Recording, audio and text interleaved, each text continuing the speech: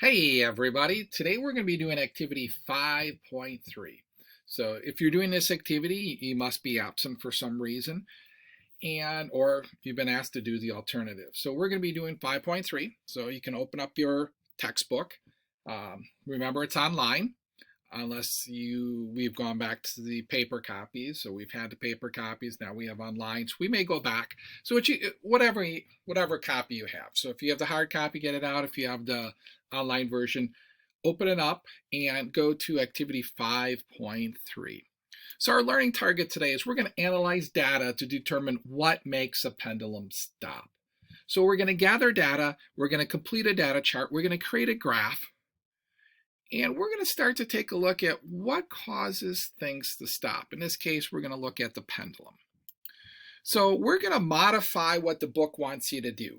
Originally, they wanted you to take a pendulum with a string and a washer at the end. Remember, the end of the pendulum is called the bob, and they wanted you to release it and watch it and go back and forth and count how many times and figure out how high it is. Well, we're going to cheat a little bit, or we're actually going to do it a different way. We're not necessarily cheating, but we're going to use a simulation instead. And that'll actually give you more control over the experiment. So the first thing I want you to do is make a prediction. What do you think will happen to the pendulum while it swings? And go beyond, it'll go back and forth. What do you think is going to happen? Just a sentence or two. So go ahead, pause the video and complete that. When you're done with the prediction, unpause the video. All right, so you had a chance to make a prediction.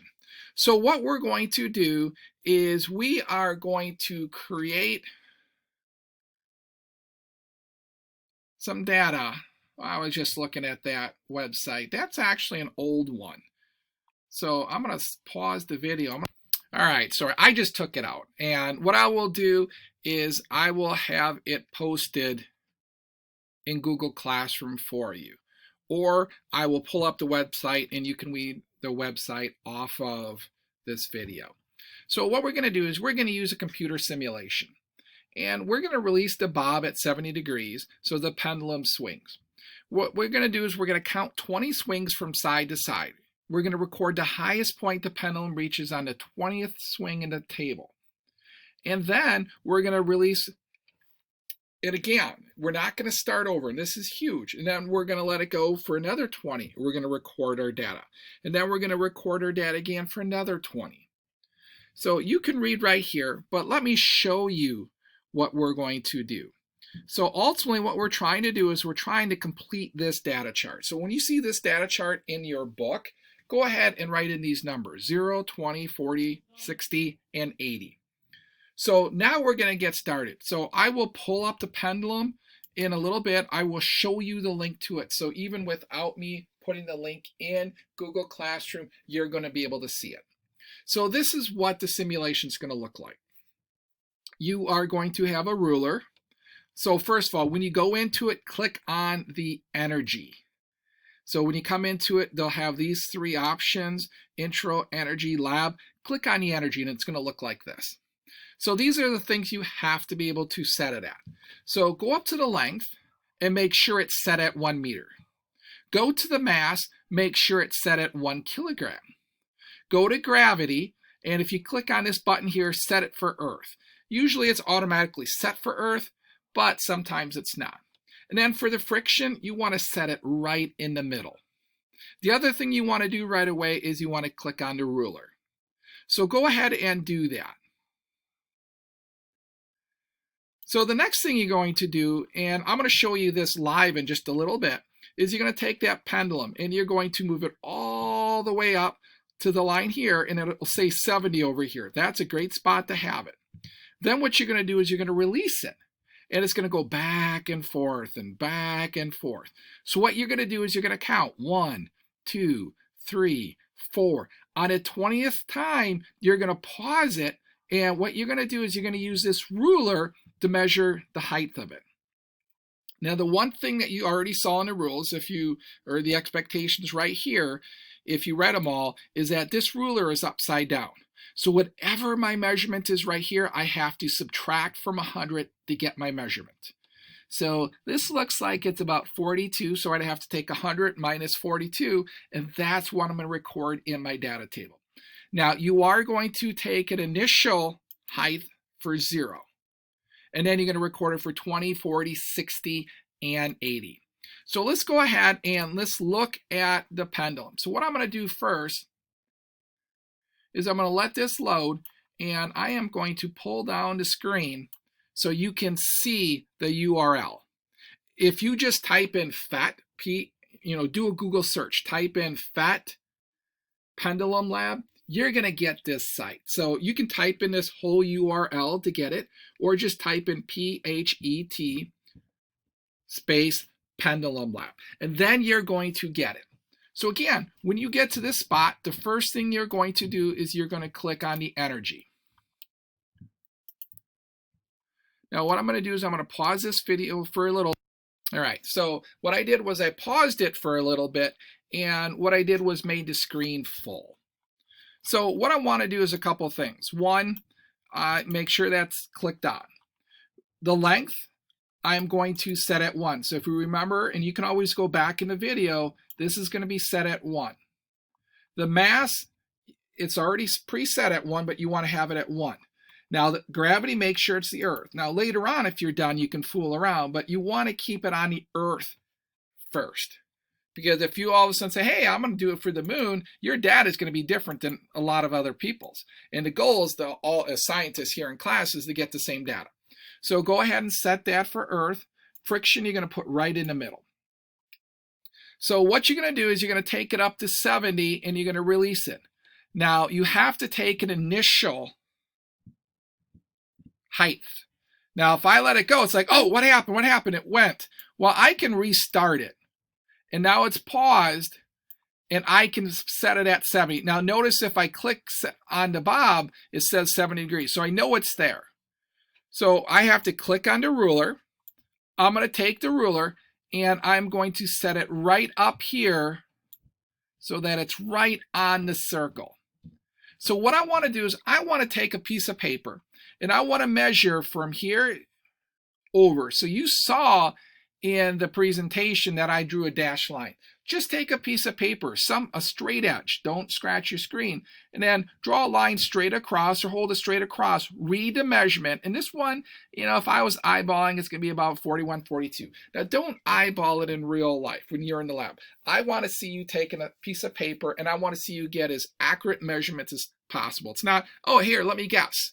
You don't want to guess. You want to be as accurate as possible. Then you're going to record that in your data table under the 0. So then what you're going to do is you're going to hit play, and you got to count. So it's 1, 2, 3, 4, 5, 6, 7, 8, 9, 10, 11, 12, 13, 14, 15, 16, 17, 18, 19. Now I'm going to slow it down, and I'm going to try and stop it right at the edge. Now watch. I'm going to watch for that KE, and I'm going to, ooh, what didn't I do? I hit stop. I should have hit pause. So let's play it again, and let's say it's right there. So it's going slow. I'm going to hit pause. And right where that disappears is where I want to pause it. So then what I would do is I would take another measurement. So you would do it for 20 swings, you pause it, you take a measurement. Now don't start over. You're going to let it go again, hit normal, 21, 22, 23. So you're going to keep doing this until you get to the next measurement, which is 40. And then you can slow it down, pause it, get a measurement, and then you're going to do it again for 60, then 80. So make sure you rewatch this video if you have to. If you say, I don't understand what I'm supposed to do, just rewatch the video. Everything was explained to you. So if you're doing this at home, you're getting the same explanation as the people here in class. So you're going to let it go, and you're going to record it 0. So the beginning, and then 20, 40, 60, and 80. Now, once you're done with this, you're going to create a graph. And if you remember the graph, if you look, If you take a snapshot of that, you can actually insert a drawing. In fact, you don't even have to do that because in your book, you have the drawing program right there. So just create a graph, and the graph should just be a sketch. It shouldn't take you more than 5 minutes to create the graph. Just put some numbers on, the number of swings would be 20, 40, 60, 80, and then just, the height of the swing, you can have be, 20, 40, 60, 80, 100, because it's not going to be over 100, and then you're going to sketch it in.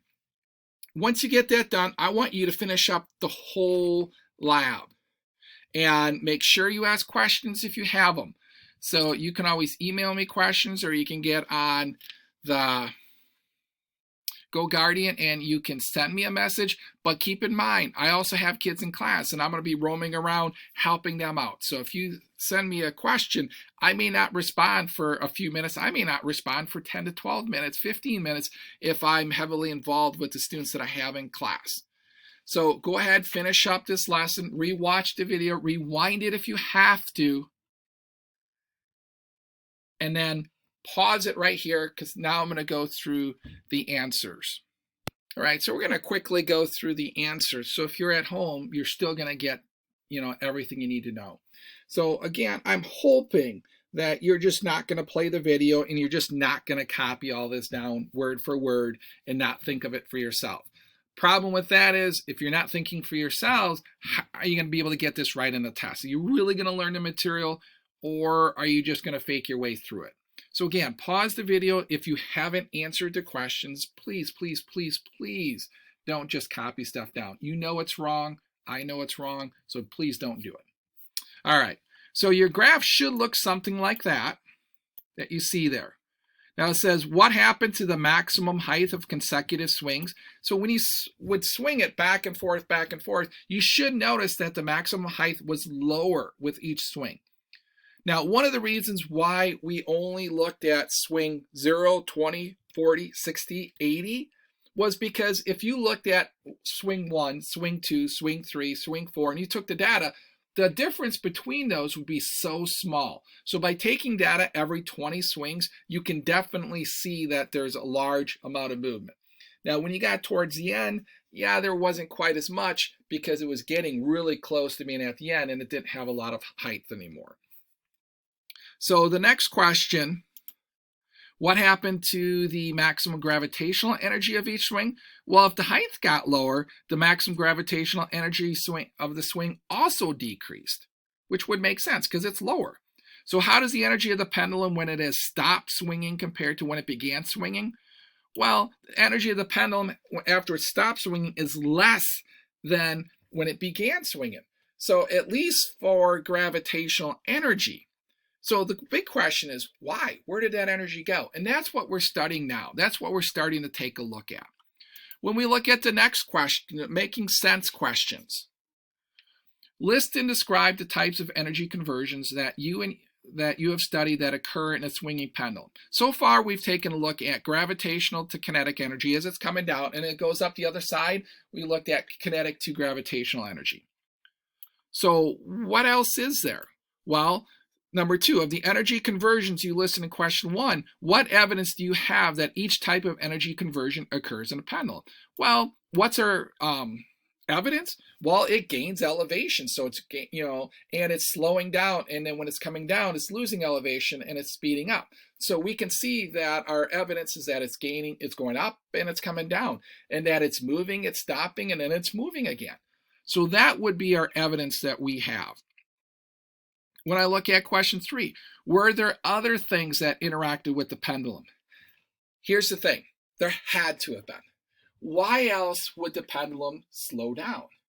If we know that energy is conserved, that energy cannot be created nor destroyed, but yet the pendulum didn't go up as high each time, something happened to that energy. Well, we know that the pendulum interacted with the air around it. Now, in your simulation, you might say, well, there was no air, it was a computer simulation, but they're simulating a real pendulum. So keep that in mind. Now, draw an energy transfer diagram for the pendulum in the air. How did you do? Did you have something that looks like this? We have the pendulum to the air particles. And if you just had air, that's fine. Gravitational to kinetic energy, the KE. And when I look at this, I really like kinetic energy to kinetic energy because it's the movement of the pendulum that's interacting with the air. But the GE is being converted to KE at that exact same time as well. So how did you do drawing that energy transfer diagram? Do you have any questions at all? Hopefully you understood everything, and hopefully this was a meaningful lesson for you. So when you do come back to school, you'll be able to carry on with the next lesson and not, lose out on anything. So as always, let me know if you have questions. Thanks. Bye.